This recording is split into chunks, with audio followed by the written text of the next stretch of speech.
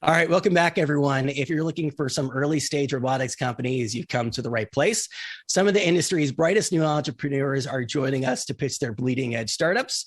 Please welcome our pitch off judges, E14's Aya Badir, DCVC's Kelly Chen, and Ohio State University's Ayana Howard, and your host, Nisha Tombe.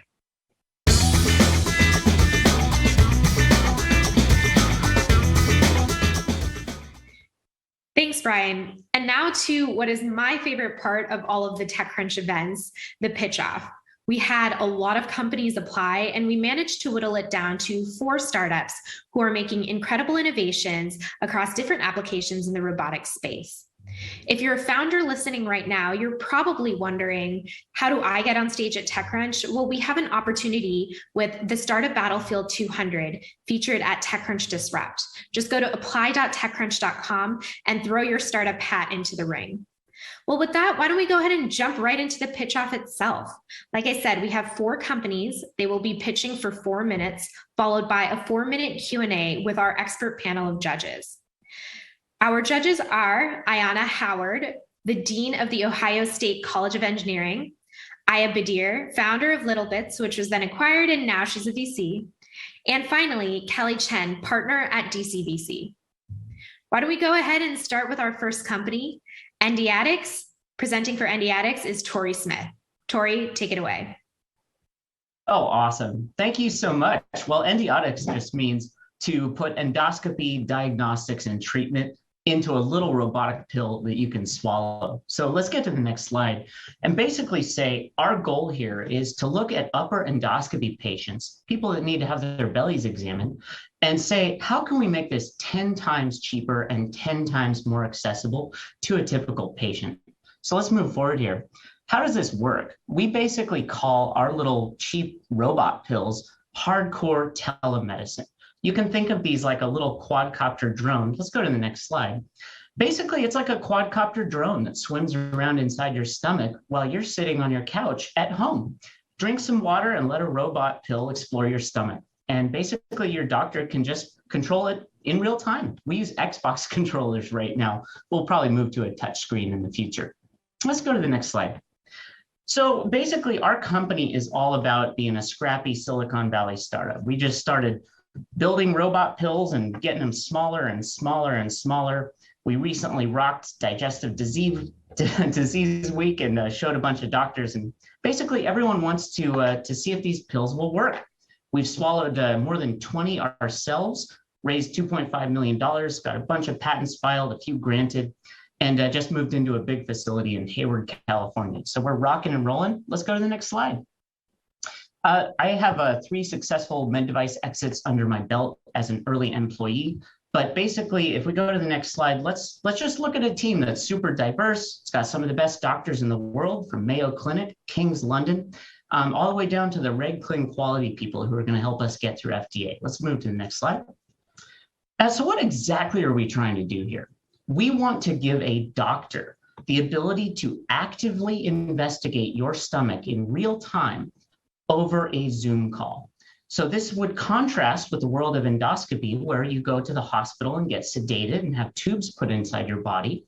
We want to do basically the same thing, but from home. And we're heavily predicated on 25 years of people swallowing pill cameras. And then more interestingly, recently, there are magnetic capsules that can move around inside your stomach, just like us. But in that case, you need to go into the clinic, crawl inside the magnetic machine. So our question is, what if we could just turn all those visits to the hospital into a Zoom call? Let's move forward here. Business model simple. Right now, I'm holding $35 of off-the-shelf parts in my hand. I think I can build this system for about $25 in volume, and we want to use the same CPT codes, $500 a pop, where a commercial pill camera would sell. So we've got great unit economics built into a device it's a 5 or 10 minute single-use disposable. Let's go to the next slide. But the market's pretty tremendous. If we can actually affect the world of endoscopy, if we can put pressure on endoscopes, we're going to be disrupting a massive market. But really, we're starting to create a new category of these tiny robots being used as a platform for a new kind of medicine. Let's go to the next slide. So how the heck do you get robotic hardware through FDA? Well, it all starts with a predicate pathway. 25 years of pill cameras, moving capsules in the stomach. We just want to do it from home. So we're very excited to take those questions offline. And for our final slide, let's go forward and ask ourselves a real question. If we can create this category, micro robotics inside the human body, this can be more than just a moving eyeball in the stomach. This can be a surgical robot. Perhaps one day this could become as small as a grain of rice and go into your brain and do brain surgery. So my question for the team is, do you want to get started somewhere? Let's start in the stomach. And thank you so much for your time. Wow, fantastic presentation. And as a person who has had an endoscopy, really excited for this to be on the shelves.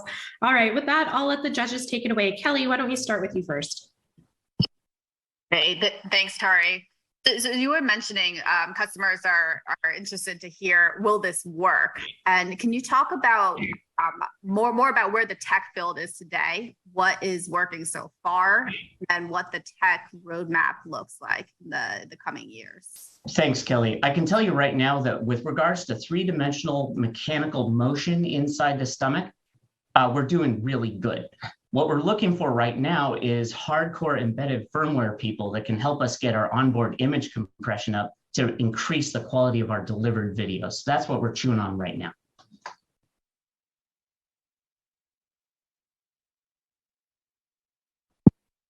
Great. And can you talk about some of the kind of regulatory hurdles, like where there is precedent and where you're confident that will come through? And then the kind of timeline for you guys to get to commercial? Absolutely. So we have to be predicated or else we're not on this call. So one, it's the existence of pill cameras going back 25 years. The other one is the recent FDA approval of magnetically moving pill cameras in the stomach, a company called Navicam. They just got through FDA. We want to do that without the capital equipment. The last thing is recent FDA approval with Medtronic and Amazon doing swallow at home for passive pill cameras. So when we put that together, we think we have a reasonable case at either a 510K or a de novo pathway, both of which could be pretty quick. Great. So I want to actually ask about, Tori, the competitive landscape. So, I mean, you can say against other robotics companies, but what about low-cost alternatives? There's this dancing box everyone kind of sees, at least that's lower. And I can just think of just a pure pharmaceutical approach that might address. And so talk a little bit about your competitive landscape. Ayana, thank you so much for that question. First of all, I think we're all rooting for biomarkers to be increasingly used so we don't have to physically go in the human body. We want to be known as the magic school bus for the human body. For example, if you want to deliver a sample or collect something, maybe do microbiome research, we want to be the way you get around and do things in the human body. I'd say one of our biggest competitors would probably be the new rather single-use endoscopes. Those are really cutting down on the logistical footprint. We'd like to think of ourselves as a cheap mass market screening tool that sends appropriate patients into the hospital for when they really need it.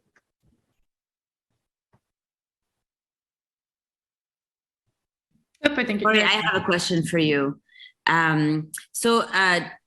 I just don't know enough about this. You're saying disposable cameras, disposable pills have existed, meaning they are, what happens when you're disposing of them? They're going out with your... Well, I don't want to use bad words here, but basically people just flush these into the sewer. Our goal is to sort of draw an equivalency to the pill camera model. The only difference is in the passive pill camera world, they're only used about 1% of the time. There was an uncanny valley there. We'd like to actually go compete with endoscopes on their own turf and pick up a lot more market share. And is it typical that lithium-ion batteries are injected into the body, or is that just a prototype that you have? This is the best question ever. Right now, we are moving from silver oxide chemistry for the long passive pill camera to lithium polymer, which is at the whole other end of the danger spectrum. All I can tell you is I'm very glad I have 2 aerospace engineers on my team to appropriately engineer this device and hopefully work with FDA on those very real challenges. Great. Well, thank you, Tori, for your presentation and for joining us today. Next up, we have Charlie with Gather AI. Welcome, Charlie. So welcome, judges. My name is Charlie Reverte. I'm president and COO of Gather AI, and I'm thrilled to introduce you to the company. We're a supply chain robotics company founded by the PhDs from Carnegie Mellon Robotics Institute, who created the world's first provably safe autonomous helicopter. Next slide, please. So what do? We have built a fleet of autonomous data gathering drones for the supply chain that answer the question of what's on the floor of their facilities. But there's a catch. Unlike most of the companies you see up here, we are a no-robot robotics company, meaning that we only use commodity off-the-shelf hardware. We're one of the first in a new era of pure software robotics companies, and I'm excited to tell you that story.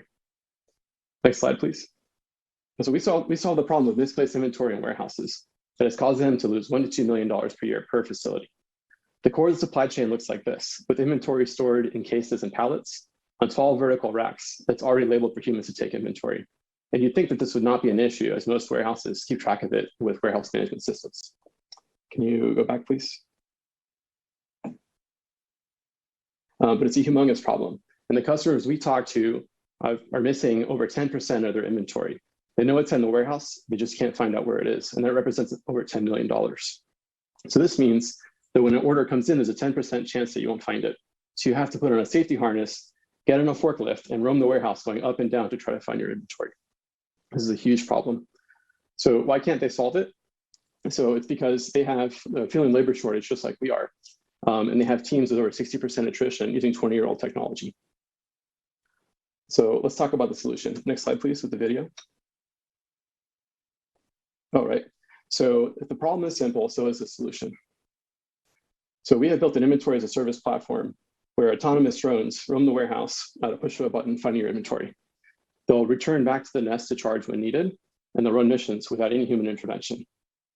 They don't require any warehouse modifications, as warehouses are already laid out for humans to take inventory. We just do it 15 times faster and with 95% accuracy. They can count labels, count cases, barcodes, damage detection, empty detection, thermal monitoring, and volumetric estimation, which is critical for the air cargo industry.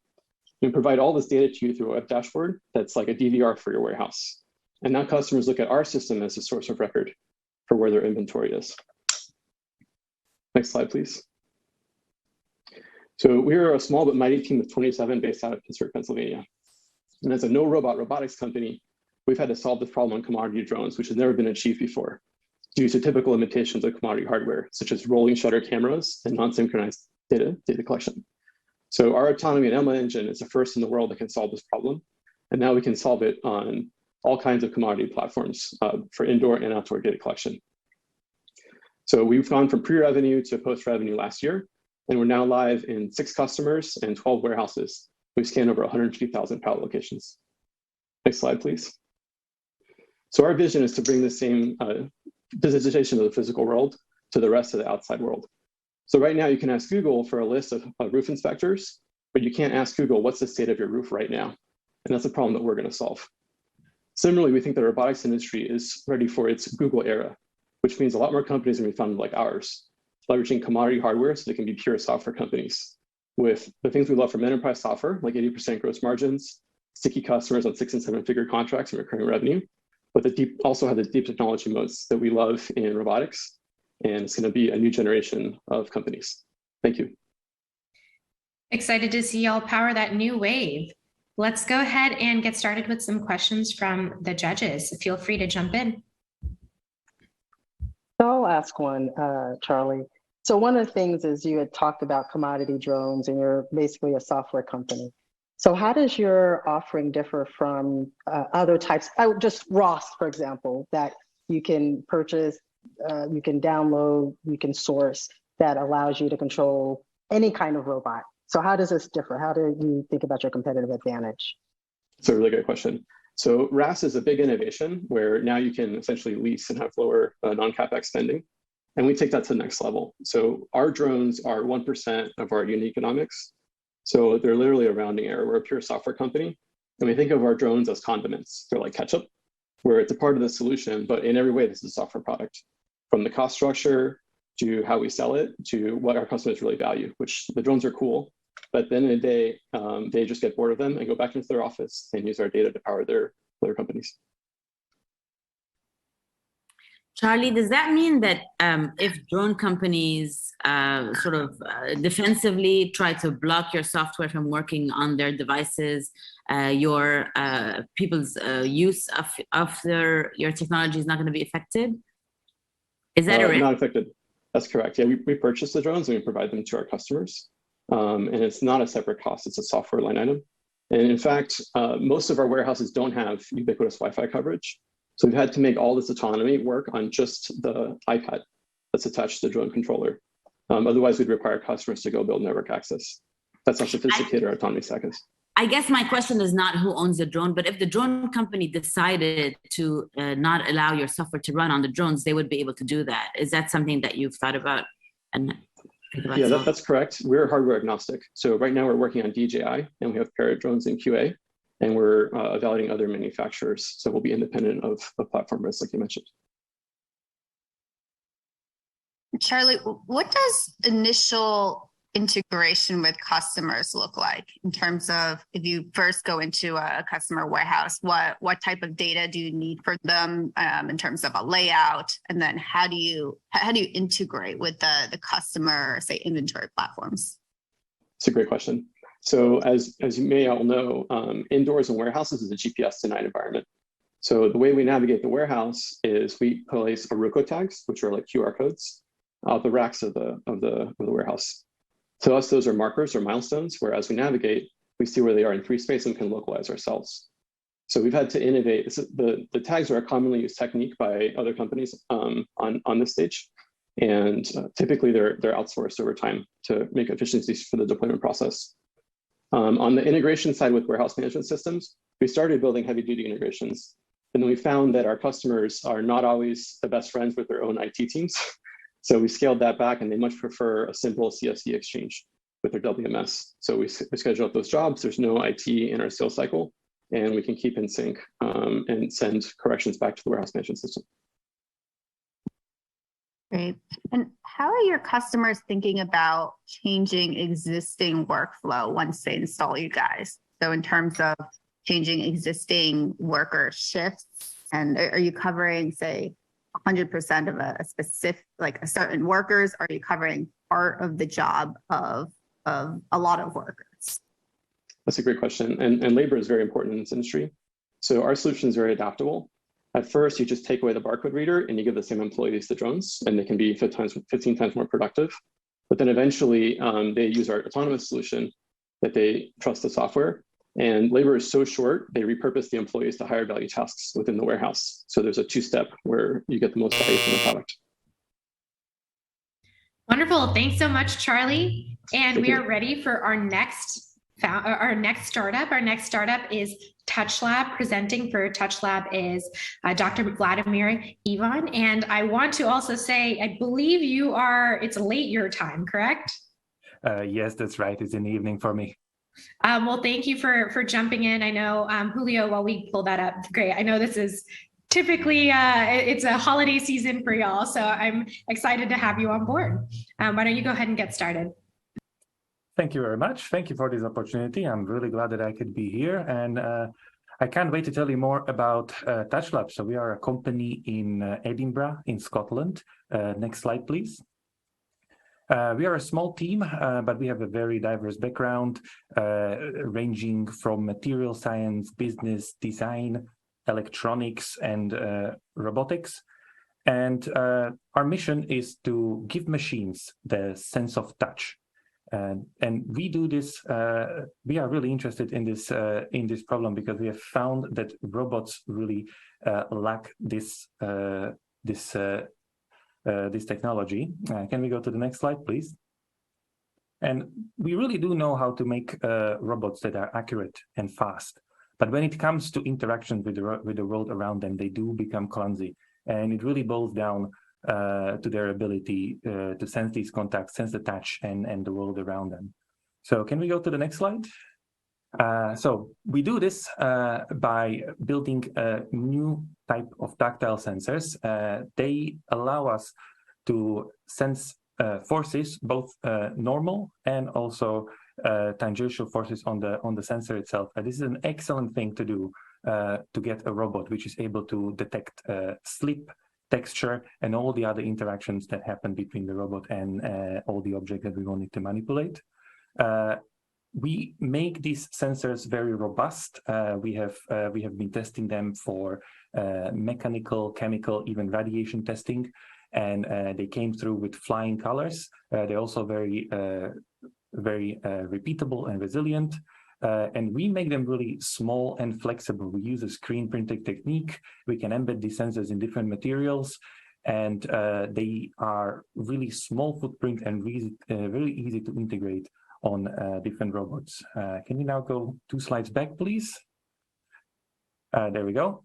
Now, this allows us to put these robots on off-the-shelf grippers. Here we have put it on one of these, and you can see that we can grab objects that are different sizes. They can be very soft and squishy, and this really made people, especially in retail and warehousing businesses, warehousing industries, really excited about bringing these robots into their business. But this wasn't really where we wanted to go. We were looking for what is the next big thing we can do. We go to the next slide. And we have asked ourselves a question: can we really get these tactile sensors and put them on robots to achieve true immersion and get people the sense of touch remotely? And it just happened to be that we have been that we have entered a competition that allowed us to demonstrate this. Can we go to the next slide? So we entered the X Prize Avatar X, where we've done really well and managed to get to the final, which is very prestigious. We have put these sensors on the robot, and using VR and combined with our sensors, we not only give people the ability to sort of transport into the robot and see around, but also to feel the touch, feel the contact remotely. And this really allowed us to open up a new market of tactile telerobots. If you go to the next slide. And really want to put these initially into hospitals and healthcare for assistive robots. And we're having a pilot study early next year. Nuclear sector is also really excited about these, and we have passed through some really high radiation testing. But eventually, we're aiming for space on this sort of upwards trajectory. Thank you. Excellent. Thanks so much for the presentation. Aya, why don't we start with you? First, Vladimir, congratulations. This is an age-old robotics problem that you've tackled and are solving, and I think it's a fundamental solution to many, many industries. I was actually curious about the last slide that I saw where you had UK nuclear waste. I didn't understand the relationship with what you're building. And then I also have another slightly more technical question. Yeah, so in nuclear decommissioning, people want to manipulate waste that is radioactive and want to remove people from that area. So it's getting the tactile sensing for manipulation and grasping, but being able to remove people from that dangerous area. Understood. Okay. And so in your demo that you did with X Prize, you're able, I understand you're sensing all the information that's sort of touching the skin of the robot. And then how are you actuating the feeling on the human? So we have multiple ways to transfer this. We have used a whole body suit that uses electrostimulation to transfer some of them. Nowadays can be touched. Sometimes even you can stimulate pain, but we try to avoid that. We have gloves that are for feedback, so we can transfer the touch and also the amount of force that we feel straight on the human fingers. So we combine these on the human body. So I have a question. If I think about this as a technology, you're a company, and so thinking about who is it that you're selling to? Are you thinking of selling it as a sensor, or will it be part of a solution that you're providing? So can you talk a little bit about that? Yeah, so we started with the sensors, but we really are going to be selling this as a solution, and we want to sell this as a robotics as a service. So subscription model where we can get a solution where people can sign up to and use it in hospitals or warehouses or any areas, sort of nuclear power plants. You spoke about a number of really interesting new use cases for this, given that the technology is pretty revolutionary.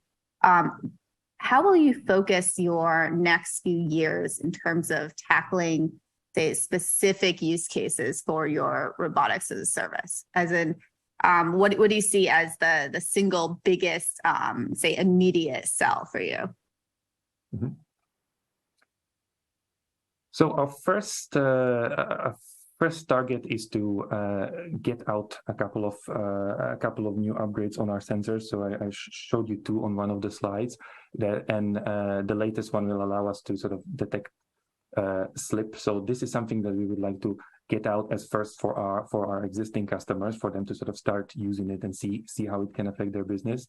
But in terms of the applications, what we're really aiming for is the healthcare. So assistive robots in hospitals. And this is where we have a pilot study scheduled for early next year in Finland, where we are actually deploying our telerobot in the hospital, getting the nurses to use it to see how it can help them to interact with patients. So we're starting first sort of a little bit further away of the patient and trying to sort of bring it closer and closer and see where it would make most difference. I think we have time for one more question. If not, we'll go ahead and jump into the final company. Thank you so much, and thanks for joining us at such a late hour. We appreciate it, and we're excited to hear about your company. Great. So next up, we have Mobilio, and presenting for Mobilio is Arjun Tambe. And no, we are not related. He's actually, I think, maybe the second family I've ever met that in the US that has the same last name that isn't related. So just wanted to put that out there. All right, with that, Arjun, why don't you go ahead and take it away? Awesome. Let me see. Yeah, perfect. Hey, my name is Arjun, and I'm going to talk a little bit about my company, Mobilio. We're building the future of assistive mobility devices. Next slide, please. So the problem we're tackling is that there are millions of people worldwide who use assistive devices like walkers, canes, wheelchairs, and braces. But a lot of these people find it really difficult to use their existing mobility devices. 60% say that they have serious problems using them. And the most serious problem faced is that people often fall. So there are 47,000 falls that take place in the US every year while using a walker or a cane that send people to the emergency room. And falls like that compromise people's independence very severely. The result is that 78% of people say that they would travel more if they were given the right tools to better utilize their mobility devices. Next slide. The solution we're building is a single sensor package that can be attached to users' existing mobility devices that can solve the problem of falls and other challenges getting around. The device has kind of three essential features. The first is to sense the environment in order to warn the user of potential hazards. So things that the user might trip on, like cracks in the sidewalk, wires, rugs, changes in incline, and so on. The second thing is it watches the user's gait. So it tracks the way that the user is moving in order to solve one of the biggest causes of falls, especially among people who use walkers, which is improper use of the device. So giving feedback on their posture and device use in order to correct that and ensure safer mobility in the future. And finally, one of the additional features we'll build kind of later on is to monitor mobility conditions like Parkinson's, stroke, osteoarthritis, and so on, just by watching the user's gait, which can inform clinical interventions and enhance people's mobility in the future. Next slide, please. This is a fairly sizable market. I think much bigger than most people kind of initially assume it is. In wealthy countries that have some reimbursement program for assistive devices, there are 30 million people who use just walkers. At a retail price of $1,000 or so, that would yield a total addressable market for this particular vertical of $30 billion. Expanding the scope a little bit to people who use white canes who are visually impaired, or to other people who have different mobility conditions, yields an $18 or $200 billion market, depending on how you slice it. Next slide. The device can retail at $1,200, but can be produced for just $200 at relatively low volumes. And users can purchase the device at no cost eventually once we pursue reimbursement from a variety of institutions, including medical institutions, but also kind of non-medical ones like the Department of Vocational Rehabilitation or the Centers for Independent Living. Next slide. So far, we've built a prototype of our first application for blind and visually impaired users, which we tested with 12 users and published a paper in the journal Science Robotics. We have a letter of intent signed to purchase 1,000 units from a distributor, and we've gotten inbound interest from a bunch of different users and organizations. People have given us great feedback, and we have great early signs of traction given our stage. Next slide. I'm the CEO. I've worked in the Stanford Intelligent Systems Labs, where we initially developed the technology, and we're advised by a stellar team of scientific and product advisors who will help us develop the technology and get to market. Next slide. In sum, we think that this is a really pressing user need. There are 400 million people who use assistive devices. It's a very compelling technology that uses some of the cutting edge developments in ML and in hardware as well. And because it can come at no cost to end users, we think this technology can really change people's lives for the better. Fantastic. Thank you so much. And we will go ahead and jump into some questions. Thank you. Oh, you want to go, Kelly? Sure. And thanks, Arjun. I think we don't see nearly enough deep tech in the elder care space, so it's great that you're working on this. My question is, what kinds of hazards are you looking to detect? And then how do you distinguish between, say, false positives? So say you're walking towards a wall and then you want to walk, like turn left, right? Like how do you make sure it doesn't kind of alert for all the false positives that you don't want to be alerting for? Yeah, that's a really great question. So I think that the biggest thing is the hazards that users are most concerned about, just based on kind of the research we've done, are things on the ground that are relatively difficult to perceive. So, rather than, walls or street signs, traffic cones, stuff like that, relatively subtle things on the ground, like cracks in the sidewalk, discontinuities in ground, like paving or texture, stuff like that. And the risk of false positives, I think, is relatively low. Obviously, it's not as big of a deal as false negatives. So we err on the side of caution. And the feedback to the user is relatively gentle. It's we're exploring different forms like a beep, vibration, light, and essentially the point is just to draw the user's attention to things that they might otherwise not perceive, and let the user make a decision about how to avoid that obstacle appropriately.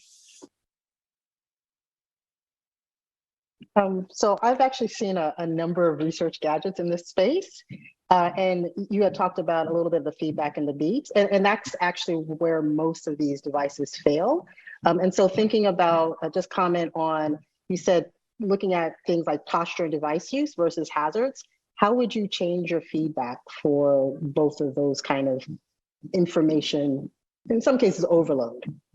Yeah, that's a great point. So I think that the main thing here is kind of the question of like the time frame that you're looking at. When you're trying to warn a user of an obstacle, it has to take place kind of right now. You have to inform the user right there and then that there's something in their way. With regard to device use and tracking the user's gait, that's something, for example, notifications on a user's phone. It doesn't need to occur right away. So I think the proximity to the obstacle is kind of the main thing. So I think you can avoid information overload by, for example, giving a user like an end of day report on how well they use their device, how, especially for people who are, using a device for rehabilitative purposes, giving that feedback not immediately as they're, using it can still be very useful and can still inform, better device use. Arjun, can you tell us a bit about the prototype that you built? What is it made up of, and what are some tech investments that you're going to make going forward? Yeah, great question. So that device that we initially built was for the use case for people who are blind or visually impaired. So it's kind of a more involved, use, especially on the front of avoiding hazards and obstacles. The device used a LiDAR, which we eventually don't want to use at all. So we're, in order to reduce the weight, power, cost. So it, had a LiDAR, it had a camera, It had a GPS, which, eventually we can replace that with the GPS on a user's phone. And we tested it in a variety of indoor and outdoor use cases. We had people walk around in these mazes we constructed indoors, as well as a few routes, outdoors using GPS. That's good. Great. We have time for one more question before we hop off. Great. Well, with that, we are done with our pitch off today. A big thank you to all of the founders who came today to pitch their companies. It's amazing to see the breadth of impact that robotics can have in every and any vertical as well. And also a big thank you to our judges. Thanks so much for all your insight, your wisdom, and your great questions. With that, we'll go ahead and throw it right back to Brian.